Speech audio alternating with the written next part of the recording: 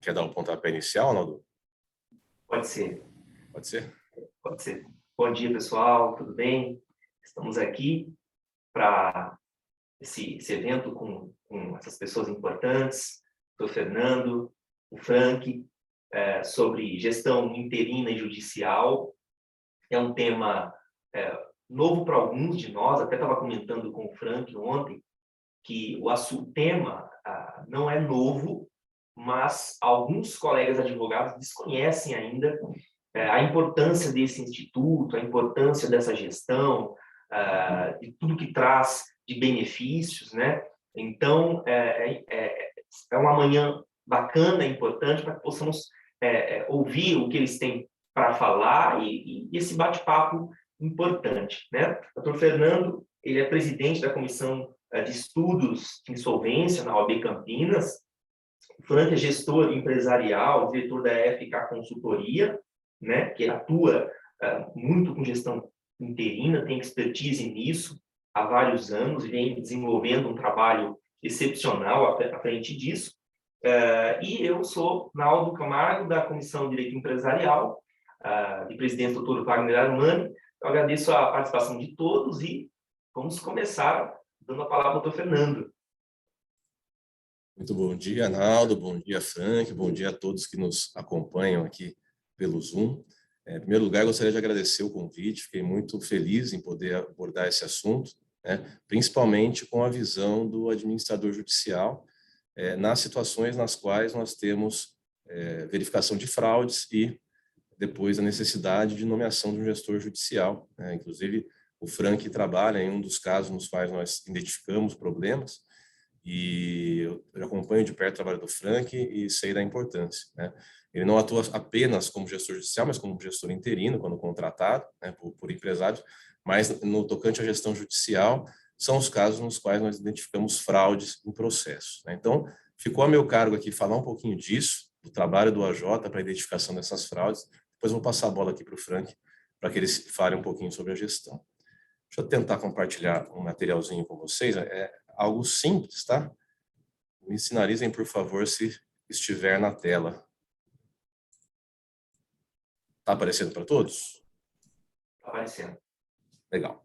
Então, pessoal, falando um pouquinho da questão das exemplos de análises para coibir fraudes, para identificar e coibir fraudes, né? Quais são as análises necessárias para o administrador judicial conseguir identificar fraudes? E é um dos principais trabalhos que o administrador judicial faz como auxiliar do juízo, considerando que o juiz não teria condições de analisar isso, o Ministério Público também não, e o AJ o agente incumbido de fazer isso, porque ele fiscaliza as atividades da recuperanda mensalmente, né? Então, primeiro ponto, uma análise preliminar quando dá a nomeação do administrador judicial para verificar se há grupo econômico, né? Se há outras empresas do grupo que não compõem o polo ativo, né? E para que se evite desvios, né? O que é isso, pessoal? Nós muitas vezes vemos isso recentemente, né? Houve a positivação da consolidação substancial e processual, mas isso é bem recente. Antigamente não tinha isso na lei, né? E nós vimos muitas situações nas quais uma sociedade empresária que possui outros CNPJs, muitas vezes por questões de planejamento tributário, ingressando com pedido de recuperação judicial com apenas um CNPJ e deixando os demais de fora. E qual que é o problema disso, pessoal? A sociedade empresária é única, independentemente dela ter 2 ou 3 CNPJs, não digo todas, tá? Mas muitas funcionam dessa forma. E se os demais CNPJs não estiverem no concurso, e o AJ, principalmente, não analisar o faturamento dos demais, nada obsta que a recuperanda fature pelo CNPJ que está em recuperação 10% das suas vendas e os outros 90% ela fature nos demais CNPJs. Ninguém vai enxergar isso. O AJ não vai enxergar isso se ele não fizer análise detida, o juiz, por consequência, não, o Ministério Público, por consequência, não, os credores, por consequência, não. E qual que é o impacto disso? Você apresenta um resultado pífio no processo de recuperação, pede um deságio exorbitante, sinalizando que não tem capacidade de pagamento, E, de acordo com os números que o AJ apresenta no relatório mensal de atividades, porque só está vendo um CNPJ, os credores acreditam que, de fato, é isso que está acontecendo, e, na verdade, não, né? Então, é muito importante se verificar isso, e se, eventualmente, houver uma manobra nesse sentido, com cunho fraudulento, é dever do administrador judicial sinalizar isso nos autos, né? Com base no artigo 64 da Lei 11.101 de 2005, esse tipo de precedente de cunho fraudulento impacta no afastamento do sócio administrador, do gestor eventualmente contratado ou do administrador contratado e necessitará da assunção do gestor judicial. Outro exemplo, pessoal, verificar contas contábeis suspeitas para desvios de recursos, como, por exemplo, empréstimos a sócios, despesas da diretoria. O que é isso, pessoal? Vez ou outra, se verificam contas contábeis sinalizando que houve empréstimo do sócio e há uma devolução de valores, né, um pagamento. Primeiro, se isso ocorreu, é crédito sujeito, né? Não pode. Segundo, isso tem lastro. Outro ponto, despesas da diretoria. Se a diretoria trabalha na operação e viaja, e etc., e se hospeda, tudo bem, zero de problema. Agora, se nessas despesas da diretoria estão despesas que não podem ser arcadas pela sociedade empresária, isso tem que ser analisado, sob pena de se perpetrar alguma fraude. Verificar se a concentração em cliente ou fornecedor também se evitando desvios, pessoal. E aqui, já cheguei a verificar até concentração em escritórios de advocacia, né? Enfim, qual que é o problema disso, né? Um fornecedor específico, um escritório ou um fornecedor de matéria-prima, etc., se não tiver de fato fornecendo o serviço ou se estiver cobrando valor acima do que de fato recebe, para passar uma parte desse valor para o sócio, isso é desvio de recursos, isso é fraude, né? E por quê, pessoal? O Frank vai poder falar um pouco melhor sobre isso, né? É técnico na matéria, mas apesar de eu ser advogado, já conheço bastante contabilidade, apesar de ter a equipe contábil na Brasil Trustee, que é a minha empresa de administração judicial, especializada nisso, mas a gente acaba conhecendo bastante. Uma sociedade empresária em prejuízo contábil, ela não pode distribuir dividendos, porque ela não tem resultado, né? E até com a reforma da lei, por mais que a sociedade empresária em recuperação eventualmente esteja superavitária, que é uma mosca branca, poucos processos acontecem isso, ela também não poderá distribuir dividendos. Então, pessoal, o sócio, o que isso quer dizer? O sócio, ele tem que receber pelo trabalho, né? Até vou passar para baixo, para esse outro item, para falar de uma forma global dos dois, né? Analisar o prolabore do sócio, se está adequado ao mercado, evitando desvios, fraude ao fisco. Por quê, pessoal? O que o sócio da sociedade empresária em recuperação judicial tem que receber? O salário, o prolabore. Se o sócio desempenha uma função de diretor administrativo, gerente administrativo, gerente de operações, gerente executivo, ele tem que receber alinhado ao mercado esse valor. Ele não pode receber resultados. Numa sociedade empresária saudável, não em recuperação judicial, se o sócio trabalha nela, o que ele recebe por mês ou eventualmente em outros tempos? Ele recebe mensalmente o seu prolabore, o seu salário, porque ele trabalha na empresa, e recebe os seus resultados, que podem ser distribuídos mensalmente, trimestralmente, anualmente, né? Então, ele recebe um valor pelo trabalho que desempenha e recebe um valor porque ele é dono da empresa. Inclusive, ele pode só receber o valor por ser dono. Ele pode não trabalhar na empresa. Pode estar em Miami, tranquilo na praia, recebendo um valor relacionado aos resultados. Ele não recebe salário, porque ele não trabalha na empresa, mas recebe os resultados porque ele é dono, né? Numa sociedade empresária em recuperação judicial, não há resultado positivo. E mesmo se houver, a lei impede, a partir de janeiro do ano passado, passou a impedir distribuição de resultados. Ou seja, ele só tem que receber o salário se ele trabalhar na empresa. Então, há que ser analisado isso. Por quê? Porque se ele recebe, por exemplo, R$100 mil por mês, e esse valor de salário não está adequado ao porte da empresa dele, ele não pode receber. Por quê? Porque estará havendo desvio de recursos, né? Se ele recebe R$1.000 por mês, também o outro lado da moeda, e trabalha na empresa, ele também não pode receber só R$1.000 por mês, dependendo da empresa do porte que é. Como ele se sustenta recebendo R$1.000 por mês? Muitos contadores transvestidos de planejamento tributário sinalizam que o sócio pode receber só R$1.000, né? Por quê? Para pagar pouco imposto, porque o dividendo não é tributado ainda, né? Então, você recebe os R$1.000, só para falar que você tem o Prolabore lá, e recebe o resto em resultado. Está errado também. Isso é fraude ao fisco. Por quê? Você tem que receber de forma adequada com o valor do cargo que você desempenha. É um ponto que ninguém fala na mídia, mas é um ponto muito importante a ser analisado. Por que o INSS está tão deficitário?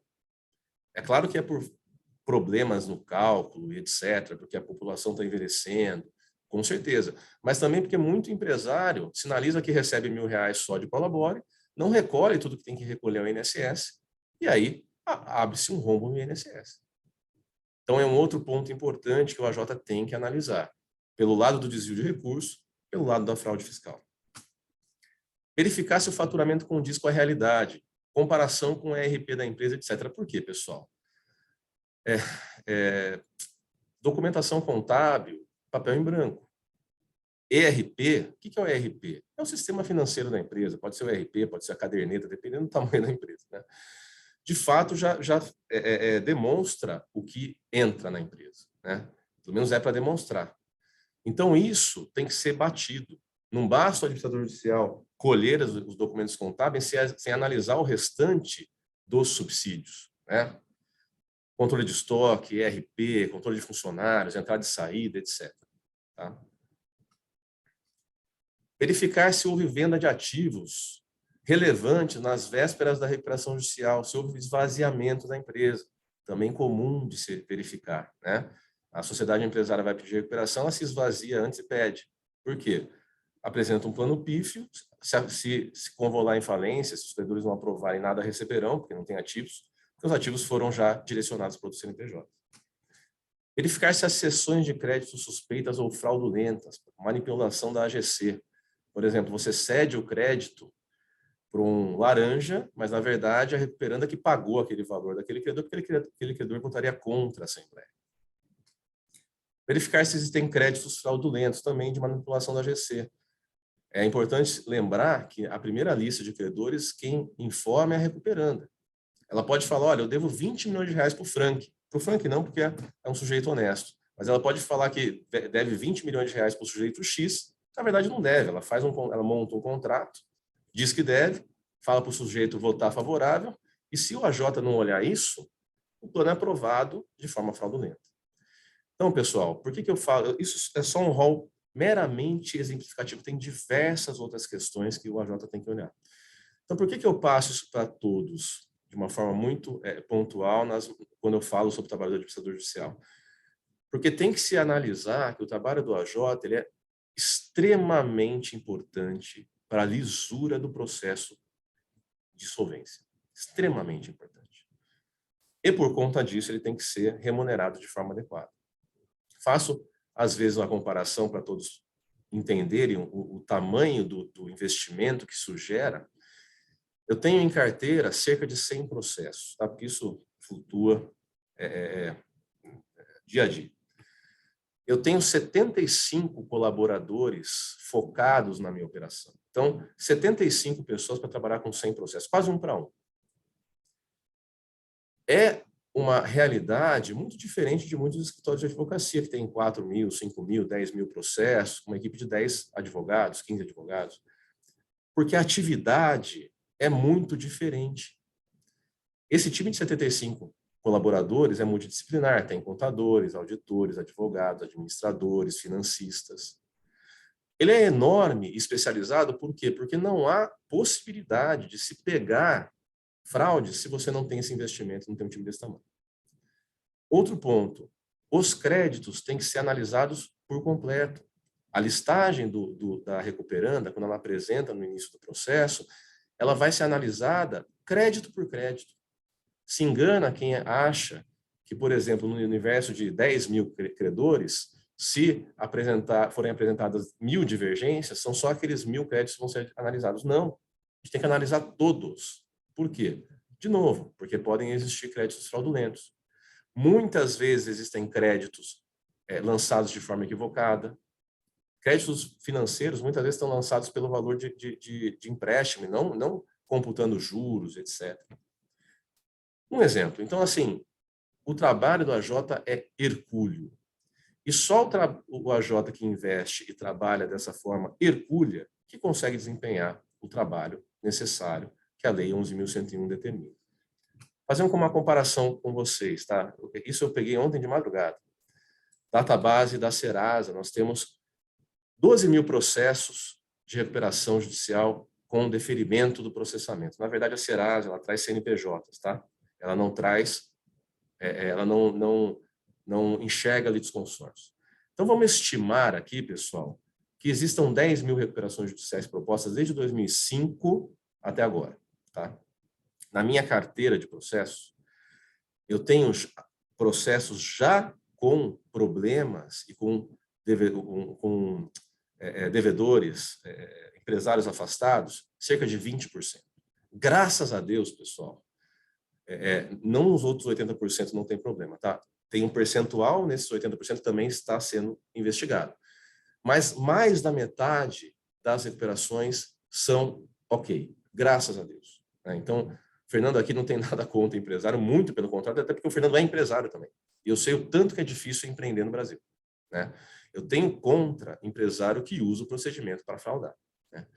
Então, analisando esses 20% de fraudes que nós já identificamos e já atuamos, se a gente estimar 10 mil processos no Brasil, seriam 2 mil recuperações judiciais com empresários afastados com necessidade de gestão judicial.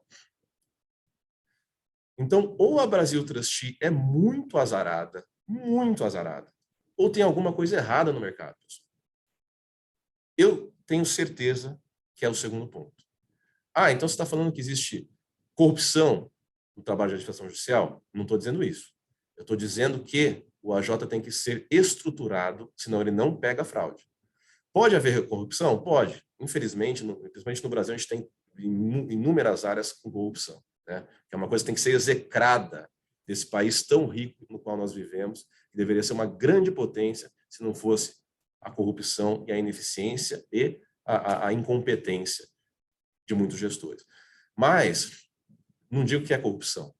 Eu acredito que existe uma falha em estruturação. E quando isso for corrigido, e a nova lei está aí para isso, né? Houve uma alteração substancial nos deveres do AJ, que na minha visão, nada mudou no meu trabalho, mas, porque a gente já fazia isso, mas foi muito mais enfatizada a atividade da administração judicial, a importância, a necessidade de verificar, analisar de fato os documentos, etc., que eu acredito que daqui para frente nós veremos cada vez mais esses processos tendo esses desfechos, né? Nós teremos cada vez mais a necessidade de gestores judiciais por esse lado ruim, né? Infelizmente, né? Mas enfim, é necessário. E com esse aumento, né? De se desvendar as fraudes nas recuperações, certamente a inibição dessas fraudes e os procedimentos cada vez mais sendo usados da forma devida, né? Então, eu acredito que nos próximos anos nós teremos essa grande melhora. Trabalho do administrador judicial mais especializado, mais adequado, identificando as fraudes, coibindo as fraudes, desincentivando as fraudes e fazendo com que a área de insolvência seja usada como deve ser usada e a Lei 11.101 ser usada de acordo com os fins propostos e os princípios da lei.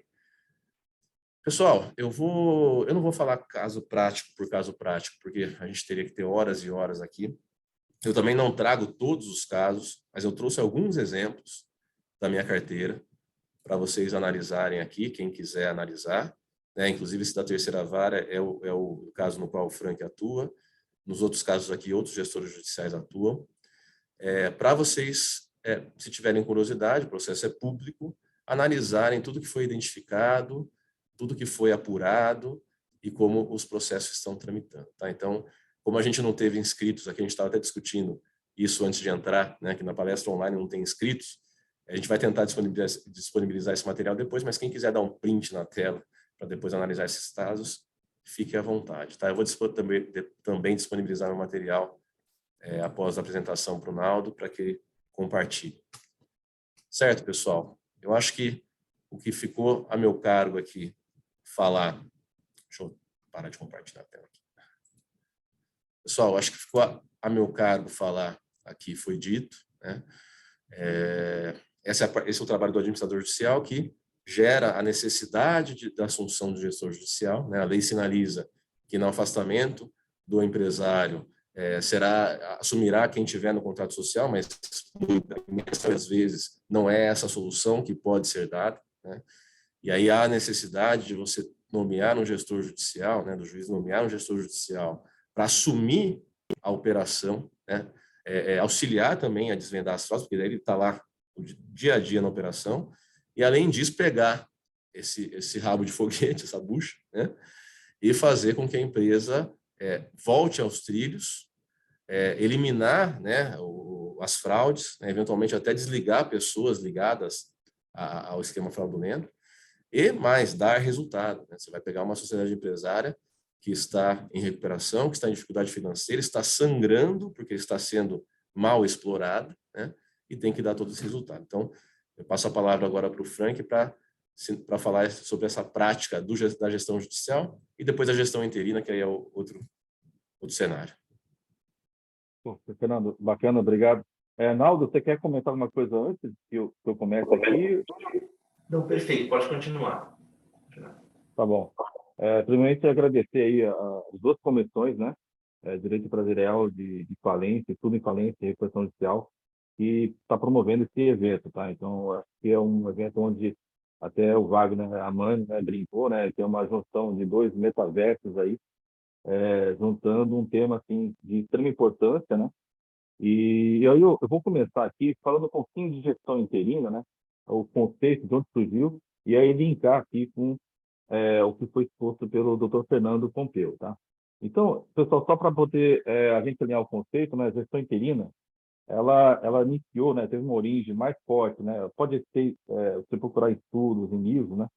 Surgiu aqui e ali, mas a bibliografia onde a gente acaba se baseando, ela surgiu em 1970, na Holanda, onde um país ele sentiu uma necessidade, a empresariado sentiu uma necessidade grande de ter competências, né?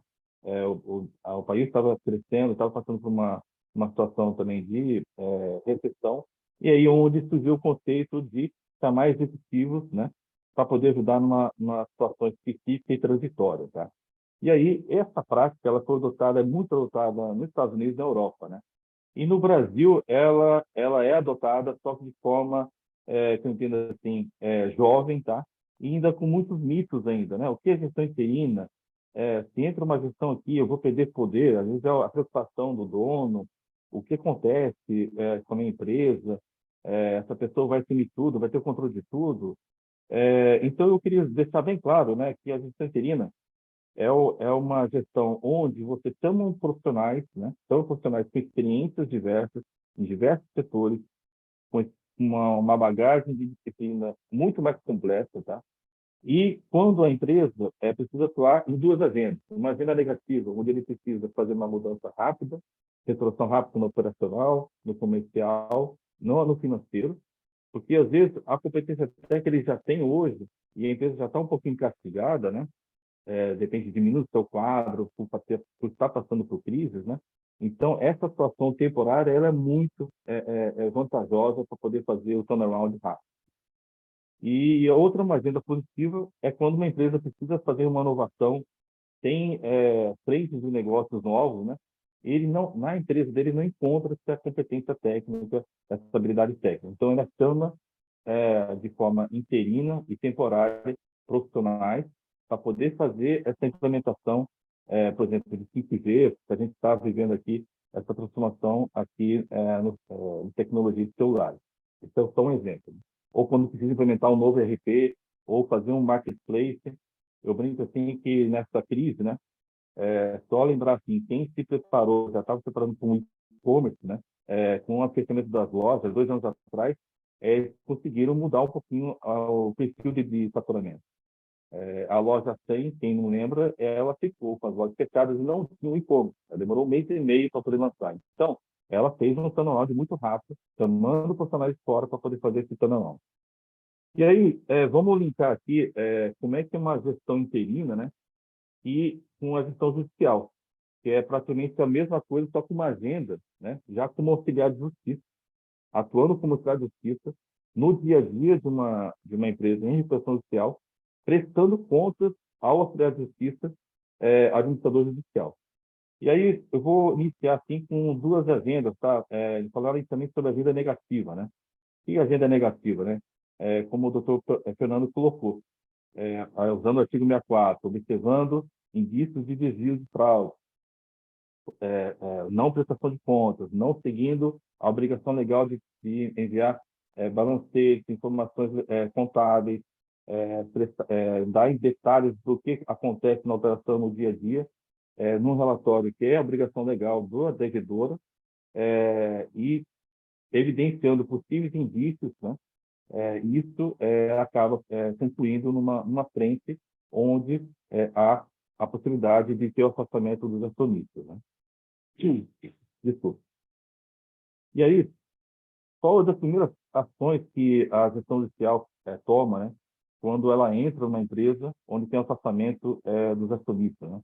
Primeiro que a SK, né, ela, como é que ela atua? Ela entra, eu sou representante legal, você vira controlador da companhia, o meu CPF fica registrado responsável pelo token da companhia, ou seja, no meu CPF hoje tem quase mais de R$ 1 bilhão sendo movimentado, né?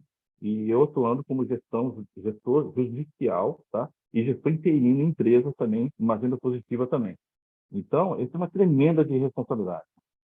E, além dessa responsabilidade também, que o administrador judicial também é responsável por isso. Às vezes, o doutor Fernando, às vezes, pode até sofrer bloqueio judicial de processo trabalhista. O gestor judicial também é sujeito a isso. Então, além desse risco, e a gente trabalha de peito aberto com isso, porque a gente faz um trabalho honesto, né? Só que a gente tem que se defender nisso. Tem o trabalho também da lisura, né?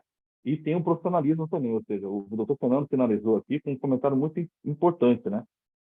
Há afastamento, mas não há uma responsabilidade muito grande colocada na gestora judicial, juntamente com a administradora judicial também, que quer que a empresa ela consiga sair do processo. Então, a gente também tem como missão, né, ajudar a empresa a se reerguer, né? E nesse processo de reerguimento, né, com o afastamento do acionista, né, tem-se uma revisão do quadro de credores. O próprio doutor Fernando colocou um ponto interessante que a gente foi uma das primeiras coisas que a gente fez, revisar o quadro de credores, né? Assim como colocado, existem credores ou escritórios jurídicos ou de consultorias, né? Alguns credores especiais e a gente vê, nossa, como é que o cara tem uma fatura de R$ 1 milhão, né? Então, e é colocado no quadro de credores como credor. E aí, de novo, há uma manipulação no voto. Da mesma forma também que é um instrumento, né, esse valor também colocado ali, os escritórios jurídicos, né, as consultorias que atuam no processo de reputação judicial, como a SK também, a gente tem dois papéis, a gente ganha em percentual em cima da renegociação de dívida. Então, quanto maior a dívida, maior se ganha e, de novo, né? Se ele tiver uma agenda desonesta, ele vai pegar esse dinheiro e vai distribuir entre os fraudadores, tá? Outro ponto também, ou seja, um ponto também muito importante é que, de novo, né, com o quadro geral de credores fraudulento, o desvio de vendas de ativos também, isso é detectado. A gente olha 2 anos para trás também, a gente presta o papel da gestão judicial é fiscalizado fortemente, né, pela administrador judicial, assim como também se a gente estivesse atuando no lado da assessoria empresarial, ou seja, nós temos que seguir toda a obrigação legal, prestar contas, né, além da responsabilidade empresarial, né, de conduzir um processo, porque, de novo, nós somos responsáveis agora, controladores da companhia, e também, de alguma forma, né, temos que fazer o trabalho com profissionalismo e resultados, porque se a empresa começa a ter resultados ruins ou ela começa a ter dificuldade, né, nós também podemos ser responsabilizados por essa situação também, se não seguir de novo, né, a lisura do processo conduzido pelo administrador judicial que fiscaliza, são os olhos e ouvidos, né, do juiz em cima da gestora judicial. Tá? Um ponto para comentar também, né, a experiência da SK Consulting como gestora judicial. Essa agenda negativa, né, onde a fraude e afastamento, nós somos eleitos, né, pela Assembleia Geral dos Credores, ou seja, mostrando o nosso trabalho, mostrando nossas referências. E a outra agenda, né, que de repente o doutor Fernando pode até comentar, né, são dois cenários, né, onde os próprios credores, em conversa com o devedora, em conversa com instituições financeiras também, né, elas chegam à conclusão que para aprovar o plano, para uma instituição financeira colocar dinheiro, porque às vezes a recuperadora precisa de dinheiro para poder se sustentar, fazer investimento, ou precisa de capital no giro, né? Os três, em comum acordo, né, definem se afastar e colocar uma gestão profissional. Isso, inclusive, é votado, né, em Assembleia Geral de Credores, colocado no plano de recuperação judicial. Então, essa é uma agenda positiva, né, que tem um acordo, não precisa ter aquela briga de esse afastamento, não fiz fraude nem nada. E aí, todos os credores têm mais confiança, apostam na recuperação, aprovando o plano, e instituições financeiras também, né? Agora com a nova lei também, o doutor Fernando pode até comentar isso rapidamente, né? Nós temos também mais segurança jurídica também para quem quer fazer um DIP, um investimento, né? Na recuperação judicial. Então, isso é uma agenda positiva que também dá credibilidade no mercado, né? Para a empresa também se proerguer aí. Desculpa, esse é um ponto. Outra agenda também, falando sobre gestão judicial, aí é uma agenda que não tem nada a ver com o processo de recuperação judicial. É uma agenda onde pode ter, às vezes, conflitos entre acionistas ou, de forma temporária, numa transação de M&A, numa transação entre a reestruturação societária, né?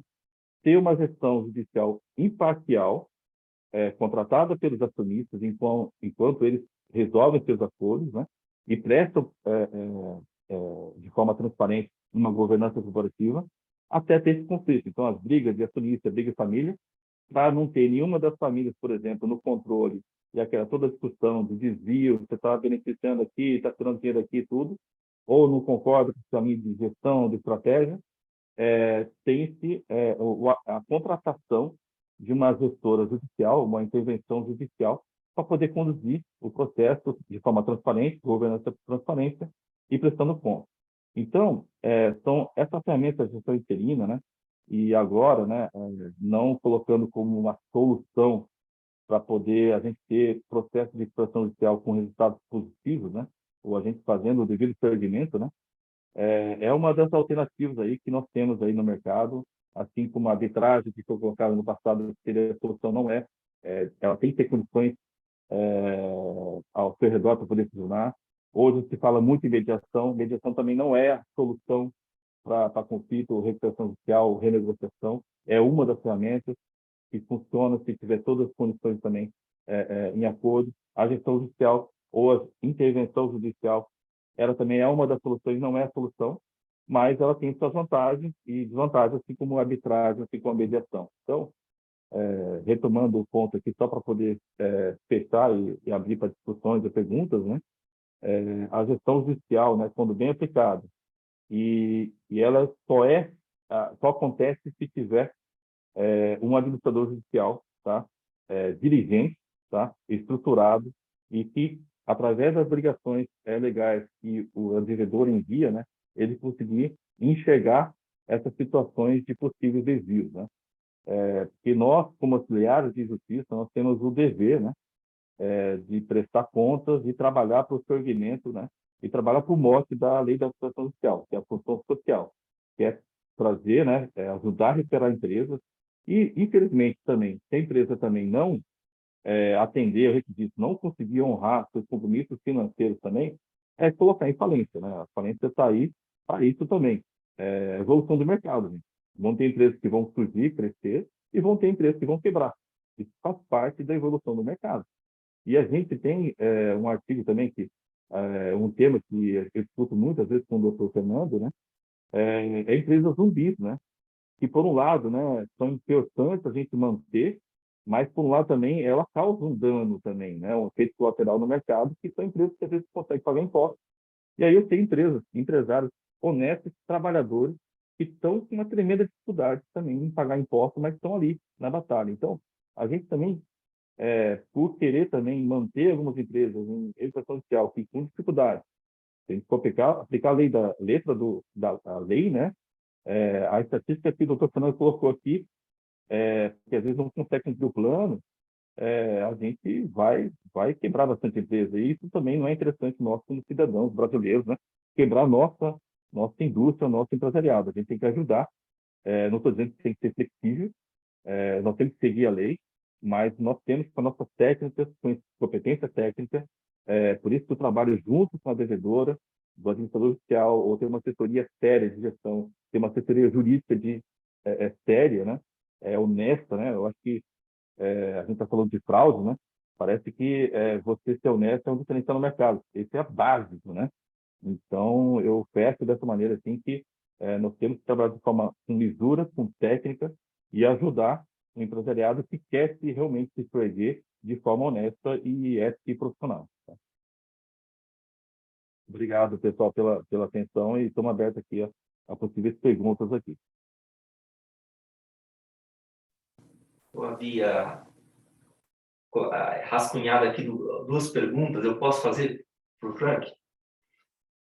Bem básica a pergunta. A primeira, Frank, seria: existe um momento ideal para contratar essa gestão interina? Olha, essa é uma questão que o pessoal joga muito no mercado, né? Quando é que eu tenho que entrar em recuperação judicial? Quando é que eu preciso de uma assessoria jurídica? Nós não somos escritórios jurídicos. Quando é que eu preciso de uma assessoria jurídica? Porque às vezes é importante. Eu estou tendo muito bloqueio, eu preciso de uma orientação jurídica. Quando é que eu preciso de uma assessoria empresarial ou de gestão para me ajudar na operação, no comercial, né? Então, eu vou dar muito rápido aqui o que o pessoal coloca no mercado e eu concordo e assino embaixo, né? A partir do momento, né, que você começa a ter dificuldade de pagar imposto, isso já é um alerta. Ponto, né? A partir do momento que você começa a pensar em faturar e não olhar, não ter o controle da sua gestão de caixa, o que é isso? Eu estou sentado aqui, mas o empresariado, né, nessa loucura que teve até o 720, né, ele procurou se sobreviver, né, sobreviver. Então, ele teve a gestão do caixa, bolsa esquerda e bolsa direita. Ou seja, entrava dinheiro aqui e botava aqui para poder pagar as contas. Ele nem conseguia entender se o que ele estava vendendo estava gerando caixa positivo. E é o que acontece, né? Faturamento, né, não quer dizer nada. Então, Naldo, eu estou colocando nisso dessa forma, porque, às vezes, os sinais para poder a gente ficar em alerta, não conseguir pagar imposto, alerta amarelo. Eu achar que meu faturamento está crescendo, eu estou retomando, mas eu não estou conseguindo pagar imposto, ou eu não estou conseguindo pagar contas, né? Ou seja, você está gerando caixa negativo. Ou você está com uma estrutura de custo e preço abaixo, não está conseguindo precificar, tá? E é lógico, aumentou o custo da matéria-prima, tudo. Você, nesse momento, infelizmente, né, nessa loucura, o empresário, ele não quer diminuir a força motriz, que são as pessoas, ele não consegue, então, ter essa maneira de melhorar o processo para ser eficiente.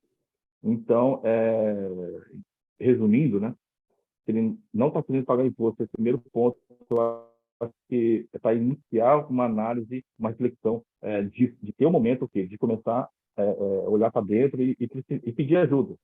E quanto antes, melhor, porque senão ele vai comer caixa, ele vai vender o ativo dele, botar dinheiro na empresa e, de novo, né, gerando caixa negativa, ou seja, ele vai querer que cresce e aumenta o tamanho do buraco. Né? Então, de novo, né, a maioria do empresário tem a gestão bolsa direita, bolsa esquerda, bolsa esquerda, bolsa direita. Ele não sabe ter o controle de gestão de caixa. Posso fazer uma parte também, Naldo, né, entrando um pouquinho nessa seara, falando como empresário também, né? O Brasil não é um país para amadores. Essa é uma máxima assim muito clara que tem que cada vez mais ser divulgada. Por que a gente diz isso? A margem no Brasil ela é muito pequena. Por quê? Os impostos são muito altos, né? Então, o empresário, para ter as contas em dia, ele tem que ter uma operação muito adequada e eficiente. Se ele começa a não ter caixa para pagar imposto, ele tem que olhar para a operação e identificar onde está o gap, né? Tem um grande problema, né? Quando ele começa a sofrer processos, por exemplo, e procura um advogado para se defender. O advogado que é procurado para defender um empresário que está sofrendo execuções, etc., a primeira coisa que ele tem que fazer é falar com o empresário para melhorar o caixa. Porque não basta você entrar com embargo de execução, sustação de protesto, etc. Você tem que atuar no que está acontecendo. Qual que é o problema, né? A gente identifica, na nossa prática de mercado, que a maioria das recuperações judiciais existem por falha na gestão. A imensa maioria. É claro que algumas têm questões externas, fatos imprevisíveis, etc. Mas a maioria advém de falha na gestão. Muitas delas, quando vai para a segunda geração, para a terceira geração, né? Vou dar um exemplo. Eu tenho 2 filhos. Não sei se serão advogados, não sei se trabalharão na empresa, não se sabe, não sabe nada. Mas quem me garante que vão poder assumir a operação lá na frente, vão ser competentes, vão tocar direito a operação? A gente vê esse tipo de problema em várias empresas. Então, quando o Frank fala em gestão profissional, é um ponto importante a se observar também se o empresário não sabe gerir, né? Ou se o empresário, na sucessão, identifica que a eficiência da empresa não vai ser mantida, né? Então, são pontos que o empresário tem que toda hora ver. Ele tem que fazer conta, ele tem que identificar como está a margem dele. O Frank acabou de falar, faturamento não é margem, não adianta você faturar mais. Faturar mais não quer dizer nada, né? Você pode faturar mais gastando mais, tendo uma margem negativa. Às vezes você fatura menos gastando muito menos, tendo uma margem positiva. Então, o convite aos empresários é que analisem a operação diariamente, né? Tenham informações diariamente da operação, tenham indicadores, invistam em tecnologia, invistam em tudo que pode trazer informações e na dificuldade em empreender, porque nós sabemos, né? Vou falar enquanto advogados, eu e você, Naldo, que na nossa faculdade de Direito, por exemplo, não tivemos uma matéria de administração de empresas, tivemos uma matéria de contabilidade, uma matéria de marketing, não tivemos nada disso. Nós não fomos preparados para ser empresários. Tudo que eu estudei na parte empresarial foi fora, que eu gosto disso. Mas a maioria, a imensa, a totalidade não é preparada na faculdade. Então, se identificar que tem dificuldade, buscar uma ajuda, né? Eu acho que as consultorias estão aí para ajudar e buscar uma boa consultoria também. Então, assim, minha visão, primeiro, alerta é não pagar imposto. Por quê? Porque o empresário ele se financia deixando de pagar os tributos. Só que isso vira uma imensa bola de neve, né? E se depois vai tomar crédito ainda, não pagando tributo para tomar crédito, para ainda jogar para a caixa, aí que começa a bola de neve. E como, de novo, no Brasil a margem é reduzida porque a carga tributária é muito alta, isso tem que ser visto na partida. Se não viu na partida, começou a crescer a bola de neve, muito dificilmente você vai conseguir ter sucesso.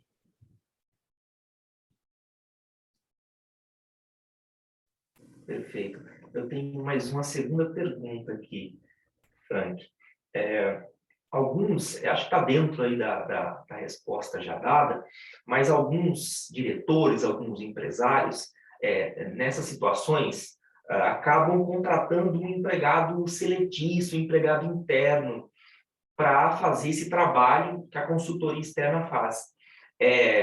Existe uma recomendação de que não se contrate um interno para que ele... Existe? Existe, sim. Eu adorei essa pergunta, viu? Porque o que acontece, né? Eu já fui CEO de carreira, já fui CEO de 6 empresas, inclusive, ao mesmo tempo, né? Fui presidente de 6 empresas, né? E como diretor ou como executivo, né? Ou como nós empreendedores, né? Eu lembro assim, né? De uma frase fantástica do Cristiano Ronaldo, né? Se eu achar que eu não sou bom pra caramba, se eu não achar que eu sou o melhor, obviamente eu estou treinando para isso. E se eu não achar que eu sou bom, ao pisar na grama para jogar, né? Pelo meu time, pela minha camisa aqui, eu não vou conseguir fazer gol, eu não vou lograr, né? Então, o empresário, por si só, ele, ou os profissionais, né? Nós temos que ter essa confiança de que nós conseguimos. Não é à toa que a gente está aqui. Estou aqui batalhando e vou lograr. E mesmo que não seja, mesmo que a gente sofra no momento a síndrome do impostor, A gente está ali batalhando, estudando, e eu tenho que pensar que eu sou bom pra caramba. Então, eu, como sexta-feira do executivo, eu falo assim, não, eu sou bom, meu time é bom pra caramba, eu não preciso de consultoria, né? E já fui contratado como CEO para poder atuar numa empresa para fazer o turnaround.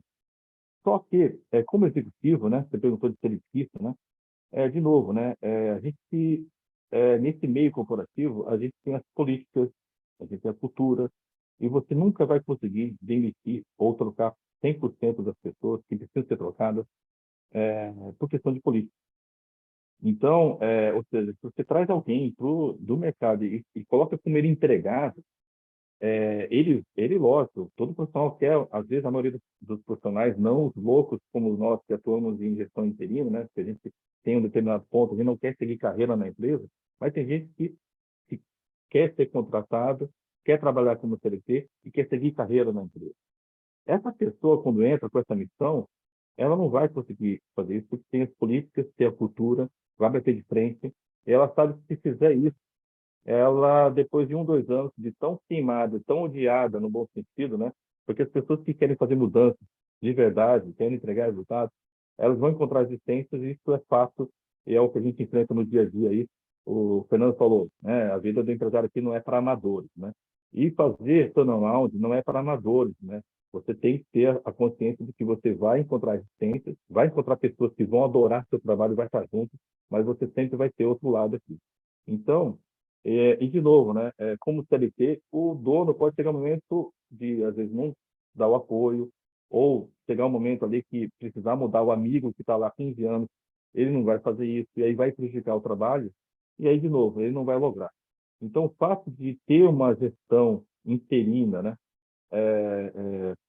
temporária, para poder fazer essa mudança, esse tratamento de estoque, é importante porque a gente não tem laços com ninguém, não tem política, estamos aqui analisando realmente direcionados para o resultado financeiro, porque é dessa forma que a gente sobrevive entregando resultados, e se eu não entregar resultado aqui, eu não vou conseguir o próximo projeto. Então, a gente é muito focado no resultado, então doa quem doer, tá? Mas é lógico, né?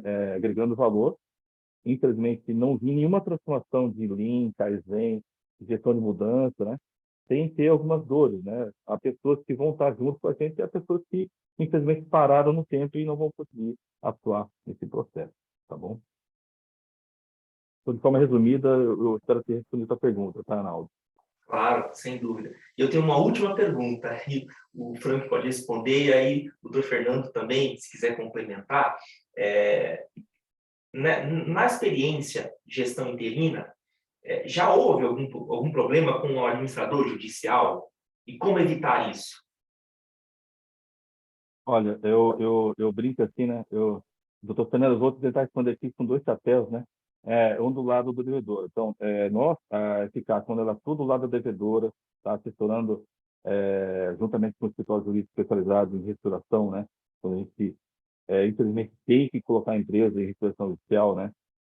A gente trabalha muito forte para poder realmente estruturar a companhia, inclusive expondo para o administrador judicial o plano de ação de melhoria, e não é somente mostrar os dados contábeis, informações ali, mostrar que estou, às vezes, mantendo a mesma ou não mudando nada, né? Às vezes o administrador judicial vai me cobrar, pô, você está aqui, deixou de pagar a dívida, você não está melhorando nada, não está reduzindo custo, cara, você não tem que pagar o plano, sabe?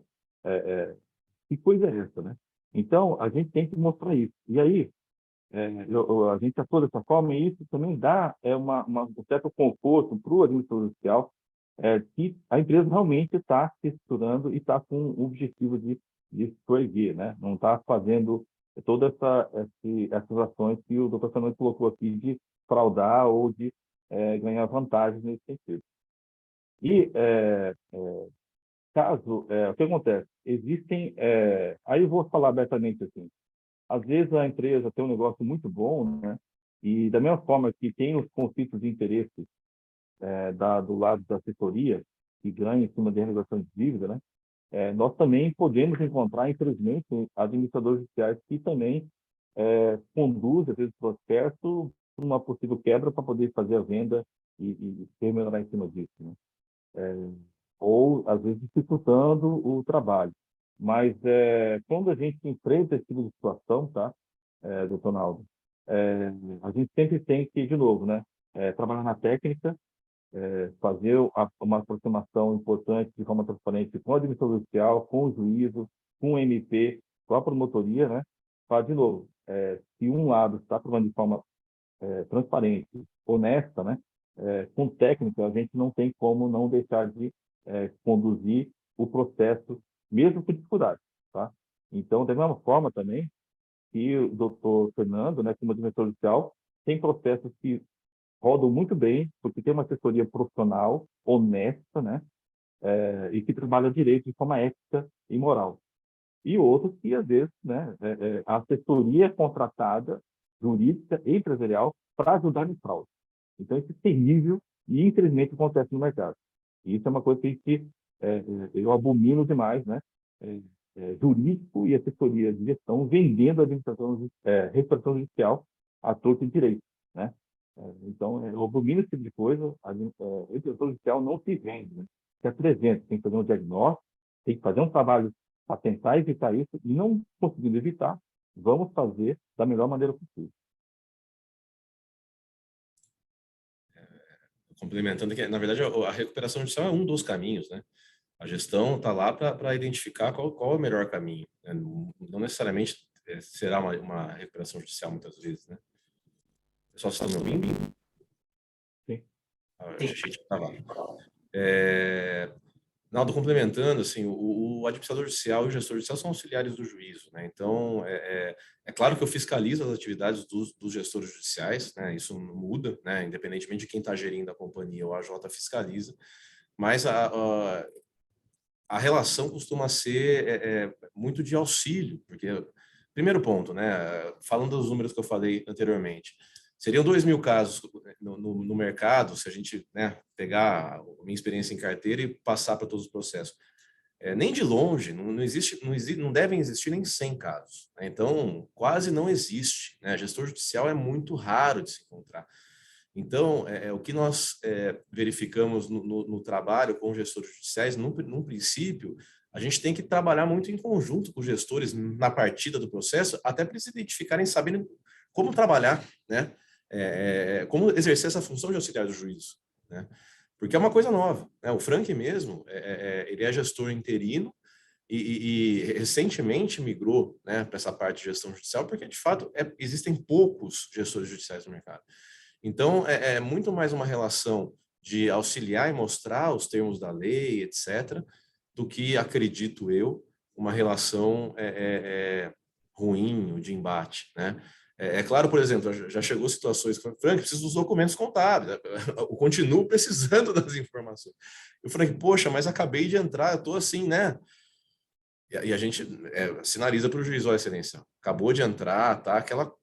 Aquele turbilhão, porque é um trauma muito grande quando você tira uma gestão, né? Independentemente de o gestor ser ruim, inclusive.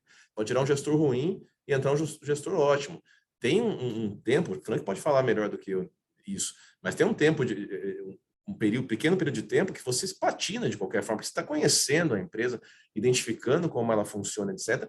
Só que eu, AJ, eu preciso ter os documentos. Então, a gente, enfim, sinaliza para o juiz, etc., e transcorre da melhor forma, porque são dois auxiliares do juiz, na verdade, os dois com o mesmo objetivo comum, né? Que é fazer com que a lei seja cumprida e se tentar, no caso do Frank, a recuperação da empresa, né? E não é, como eu falei para o Frank quando eu passei a palavra para ele, você pega um rabo de foguete, uma empresa em crise, né, com um trauma enorme de ter sido afastado um gestor, quer dizer, o desafio ainda é muito maior, né, do que o próprio desafio que já tinha o empresário anterior, que já estava lá há anos na empresa, etc. Quem chega de fora nessa situação ainda de nomeação por afastamento do sócio, né, tem um desafio enorme. Então, o Frank pode falar também sobre isso. Tem que ter toda uma estrutura embarcada, né, Frank? Você tem que ter auxiliares contigo, pessoas capacitadas também, porque senão o barco afunda. Complementando, então, o doutor Fernando colocou, né? E até a gente atua desde 2016 como nomeado como gestores judiciais. E a nossa estrutura, né? Quando você entra numa empresa, você tem que ter um expert no comercial, você tem que ter um expert no financeiro, tem que ter expert na operação, Porque, de novo, né? Se quando você tem um evento de fraude, desculpa, não é o acionista sozinho ali, é toda uma cadeia. Então, você tem comprometimento, infelizmente, às vezes, do financeiro que está ali, do contador, do jurídico que assessora a empresa da repressão judicial, infelizmente, do jurídico corporativo, infelizmente, tá? Do comercial, do pessoal de compras, que faz também uma compra, às vezes, superfaturada. Então, a gente entra com um time estruturado de TI. Então, às vezes, a gente tem que entrar em projetos chamando o TI para poder fazer backup para o pessoal não apagar quando a gente entra, verificando e-mails. Nesse caso aqui, com o doutor Fernando, eu tive TI clonando e hackeando o nosso notebook e monitorando nossos e-mails trocados na internet, para você ter ideia. Então, a gente entra, infelizmente, num ambiente hostil, né? E você tem que ter estrutura para isso. Gestão judicial não é de um lobo solitário, né? Você tem que ter equipe estruturada e que sabe o que fazer, porque senão, de novo, vai chegar ali, vai ser enrolado, a equipe vai fraudadora, né? Porque é uma quadrilha, né? Não é uma pessoa só que faz fraude. Todo mundo aperta o botãozinho lá para poder fazer esse movimento de dinheiro de desvio. Então, como colocado, da mesma forma que o administrador judicial tem que ter estrutura para fazer a devida fiscalização, o gestor judicial tem que ter estrutura para poder atuar também como gestor judicial e atender, né? De novo, né? O AJ, né? Ele continua o trabalho, nada que ser produzido em teatro. Só que a responsabilidade é grande porque ele conduziu, ele construiu, ele tem a responsabilidade de fazer esse levantamento, ele deve fazer isso, né? Por lei isso, tem que seguir isso. E o gestor judicial também, por a responsabilidade, também tem que fazer isso, né? Ou seja, não tem como a gente fechar o olho diante de situações e nós temos que seguir a lei. Eu digo assim que não tem como fechar o olho, não tem como não deixar de agir, se a gente for honesto e trabalhar conforme a lei. É um exemplo do policial. O policial, por lei, mesmo paisano, num evento de assalto, ele tem que reagir. Ele é treinado para isso. Porque, caso contrário, ele está descumprindo o regulamento do juramento que ele fez como polícia militar. Tá? Então, só para poder tentar complementar o que o doutor Fernando colocou aqui e da sua pergunta, tá, doutor Naldo?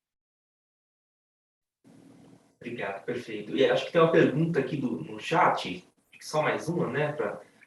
Seria, Frank, qual índice você poderia apresentar de melhoria na gestão interina? Um percentual, né? Acho que. E aí tem ali, você tem apoio dos credores na recuperação judicial? Eu vou colocar aqui já, de forma até prática, o doutor Fernando até disponibilizou, né, o caso de uma transportadora, né, onde, infelizmente, diante da situação de clima com os credores, né, nós tivemos busca de apreensão da nossa frota, né, de uma grande parte da nossa frota. Ou seja, com isso, né, a empresa não teria faturamento suficiente para poder honrar o plano. Então, aí eu vou falar um pouquinho de credibilidade, né, que entra uma gestão profissional com credibilidade no mercado. Nós conseguimos fazer um DIP, né, nós conseguimos fazer uma operação de 25 milhões com uma garantia de 3 milhões. Falei, como é que isso acontece? Né? Como é que você faz uma operação de 25 milhões com uma garantia de 3 milhões? Tem um gap aqui. Uma empresa em recuperação judicial, com afastamento do acionista. Então, a credibilidade da gestão profissional que está lá, ela é extremamente importante para conseguir recursos, né? E isso, né? Essa operação foi aprovada, né?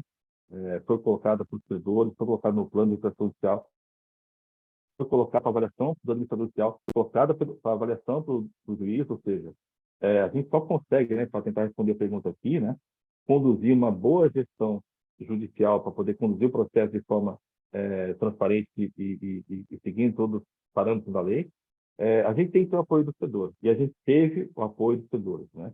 Ou seja, quando a gente volta com uma melhoria de pagamento do plano, ou quando a gente volta com comunicação, com transparência, falar que você vai receber dessa forma, coisa que não acontecia, né? E não acontece geralmente em processo de recuperação judicial com fraude, né? Ninguém se fala, ninguém dá uma satisfação plena, passa pouquíssimas informações para o administrador judicial, então os credores não conseguem acompanhar, né? Então, e infelizmente, né, doutor Fernando também, doutor Naldo, os credores, né, não têm, às vezes, uma estrutura até técnica, né, de acompanhar o processo e não entende muito, né, do processo. Então, eles ficam muito à mercê, dependem demais de uma atuação solidária, né, ou profissional do administrador judicial, e com a gestão judicial, isso eu entendo que complementa e ajuda a dar transparência e até apoiar os credores, né? Complementando aqui, Naldo, assim, o AJ, o administrador judicial, ele desempenha o papel para cumprimento da lei. Então, ele não está a favor de credor, ele não está a favor de devedor, ele está a favor do cumprimento da lei, dos princípios legais, né?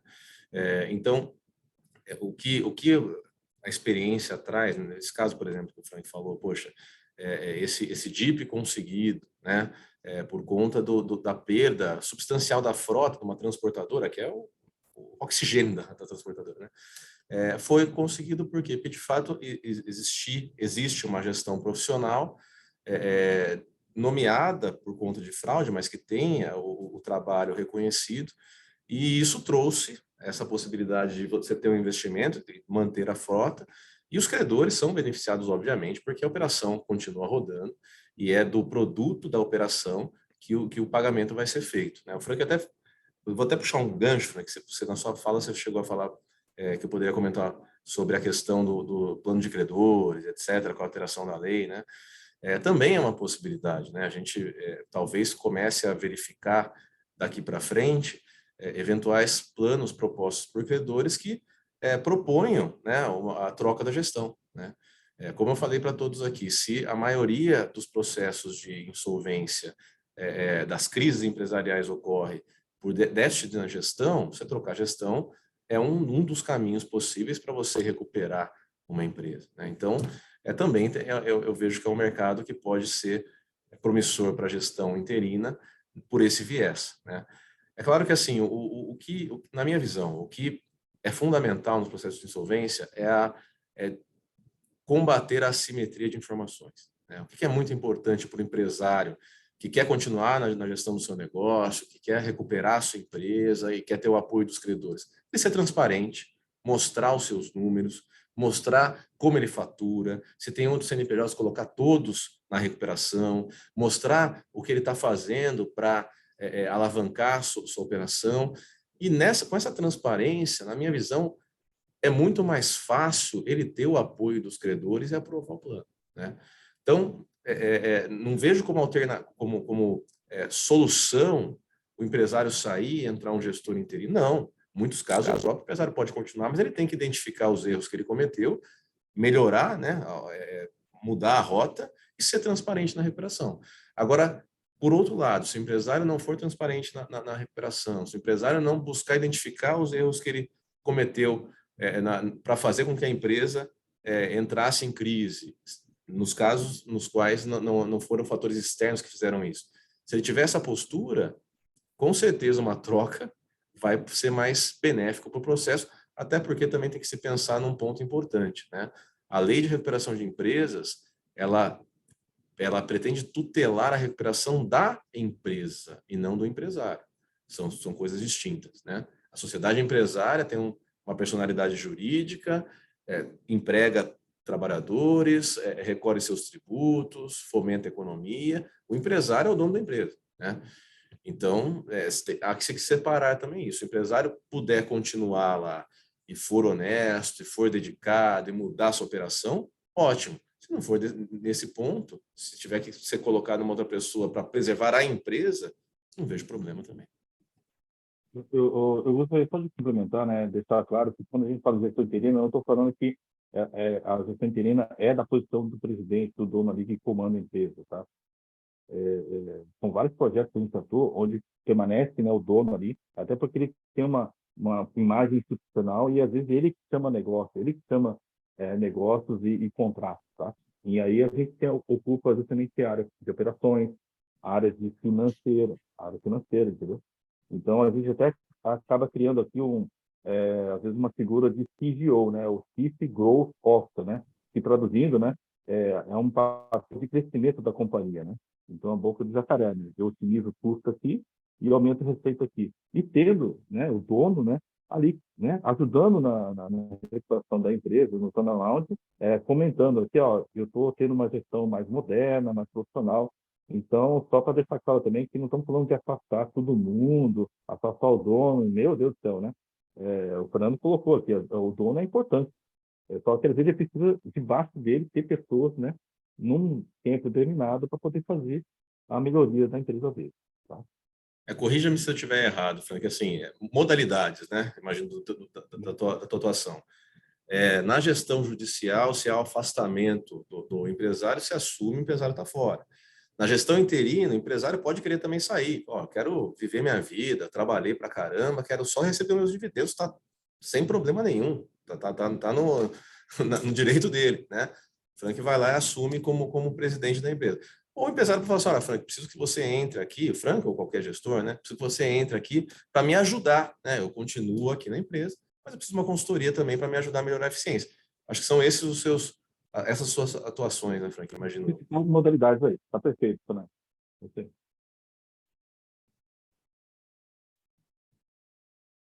Perfeito, perfeito. Ótima explanação. Acho que não tem mais perguntas. Foi muito bem esclarecido aí os assuntos. Legal. Bom, vamos para as considerações finais, então, né, Naldo? Bom, eu agradeço novamente o convite, na pessoa do Wagner, o presidente da comissão, na sua pessoa também, Naldo, integrante da comissão, enfim, já conheço de longa data. Você está nas comissões da OAB desde que ano, Naldo? Eu estou desde 2016. Eu fiz Desde parte das prerrogativas, né? Uhum. Aí, este ano, eu decidi me dedicar 100% para empresarial, que é a minha área, né? Então, mudar um pouco, né? E focar um pouco na área mesmo. Então, vou te fazer um agradecimento, Naldo, porque, assim, quem trabalha nas prerrogativas, meu amigo, trabalha muito, né? Imagina, nós temos 14 mil inscritos aqui na subseção de Campinas, imagine o tanto de problemas que você já não teve que resolver, né? Sempre vi a sua atuação, Naldo, te admiro bastante, está sempre junto com a diretoria da OAB, a diretoria também que é extremamente admirável, o ex-presidente Daniel, a atual presidente Luciana, toda a equipe, né? Enfim, eu gostaria de nomear todos aqui, os funcionários também. Então, primeiro, meu agradecimento a você, à Comissão de Direito Empresarial, estão promovendo também pela Comissão de Falência e Recuperações Judiciais, então um agradecimento aos membros também da minha comissão, e a você, ao Frank, e a todos que nos acompanharam aqui nessa manhã. Eu acho que foi bastante produtiva a nossa discussão. Eu gostaria de também agradecer demais, tá? A oportunidade de estar aqui, justamente falando um pouquinho, né, sobre gestão interina e gestão judicial, né, e das modalidades, né? E eu acho que a gente falou bastante aqui, eu acho que foi bem interessante, né? Eu queria só finalizar, né, além do agradecimento, né, compartilhando assim duas síndromes, né? Uma até linkando com a pergunta do Dr. Naldo, né? É a síndrome do estudante, né? Ou seja, o que o estudante faz? Ele estuda para a prova da última hora, né? Quem é que nunca acordou 4 horas da madrugada para fazer a prova 8 horas da manhã? Então, não deixe para a última hora, gente, para poder a gente trabalhar, não deixa para acumular coisas para poder fazer a melhoria, né, no dia a dia, seja você como profissional ou como empresário, né? E a outra é a síndrome do avestruz, né? Às vezes já está aqui, cavar um buraquinho, colocar a cabeça ali e o problema vai se resolver sozinho. Gente, saia dessa síndrome, né? E enfrente o problema, porque você fazendo isso, o seu faturamento não vai aumentar, você ainda vai precisar deixando de pagar imposto. Então, de novo, essas duas síndromes, né? Se trabalhadas, né? Peça ajuda. O empresário aqui não é super-homem, né? De novo, né? O importante é ele se formar aí uma Liga da Justiça, né? Seja através de uma ajuda de gestão ou jurídica, ou de família, ou de conselheiros, né? Às vezes o empresário está cansado, então ele quer montar uma estrutura de conselho de família, quer ter uma gestão embaixo dele que entregue resultados, né? Que ele deixe no automático a empresa. Eu acho que eu sou de todos os empresários aqui, mas para isso, de novo, né? Tem lá o estudo que é necessário e ele ter esses sites, né? Esses alertas ali que a gente até colocou aqui no seminário. Então, eu agradeço demais aí e obrigado pelo convite e estou à disposição também. Perfeito. Obrigado, pessoal. Obrigado. Em nome da Comissão de Direito Empresarial, doutor Wagner, doutor Bruno. Obrigado, doutor Fernando. Também parabéns pela atuação excepcional aí de vários anos, pelas jornadas, né, que nós provavelmente iremos também fazer em conjunto esse ano, né, que são planos aí muito bons. Obrigado, o Frank. Foi muito esclarecedor esse assunto. Creio que os colegas gostaram muito do tema. Eu fiquei encantado com o tema. E parabéns à diretoria da OAB Campinas, doutora Luciana, pelo apoio de sempre, doutor Daniel Brickstein, pelo apoio de sempre. E é isso, pessoal. Grande abraço, pessoal. Abraço. Bom dia a todos. Até mais. Tchau. Bom dia. Tchau.